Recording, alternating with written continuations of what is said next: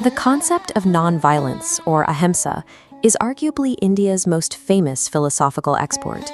Most people trace this legacy directly to figures like Mahatma Gandhi, who made non-violence a global standard for moral resistance. But if we look closely at the ruins of early Vedic society, we find a jarring physical reality. Thousands of years ago, the architects of this culture built elaborate stone altars explicitly designed for human and animal sacrifice.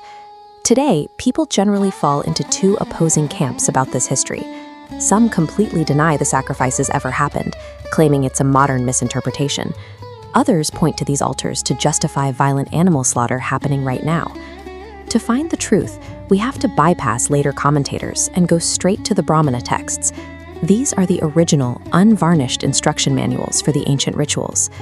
These manuals show that the practice of nonviolence didn't begin as a rejection of these rituals.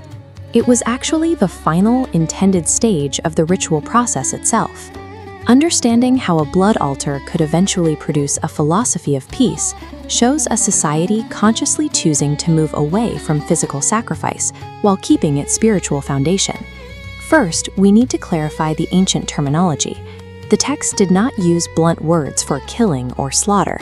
Instead, they used terms like pashu band, meaning the tying of the animal, or sanjapan, which translates to calming or quieting. This schematic of an ancient altar setup highlights a strict methodology. Priests did not use swords or axes to behead the animal. They used controlled suffocation to keep the body intact. This protected the medha, the highly mobile sacrificial essence. The texts state this essence transferred sequentially, starting in humans, migrating to horses, moving to bulls, then sheep, and finally goats. Then the essence left the animal kingdom entirely. The texts explain that the medha entered the earth itself, taking up permanent residence in crops like rice and barley, which they called puradash. This theological story serves as a coded historical record. It documents a society methodically transitioning away from flesh offerings and replacing them with symbolic grain. We can see this transition clearly in the Purushamedha, the human sacrifice. The texts detail a very complex setup where 4 men, representing the 4 major social classes, were physically tied to sacrificial posts.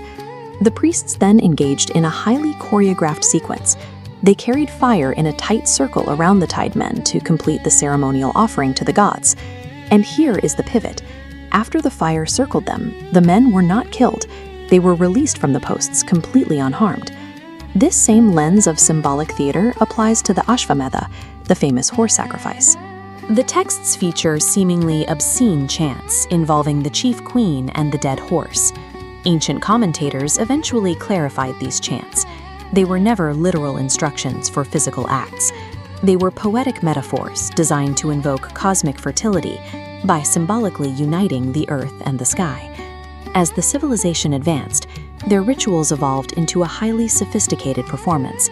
The priests satisfied the strict theological requirement to offer something up, but they achieved it without literal bloodshed. This leaves us with an obvious question. Why would ancient priests go through the immense trouble of sourcing humans and wild animals, tying them up and circling them with fire, only to let them go? The explicit answer is written in the Taittiriya Brahmana. The text states exactly why these subjects were released from the altar. They were spared specifically for the sake of ahimsa. People often assume that non-violence arrived as a rival philosophy pushed by outsiders to defeat orthodox rituals. The textual evidence proves otherwise.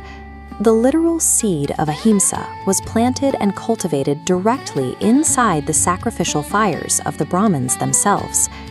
The ancient Indians executed a brilliant piece of social engineering. They recognized the need for change, but they didn't abruptly cancel their oldest traditions or alienate orthodox believers.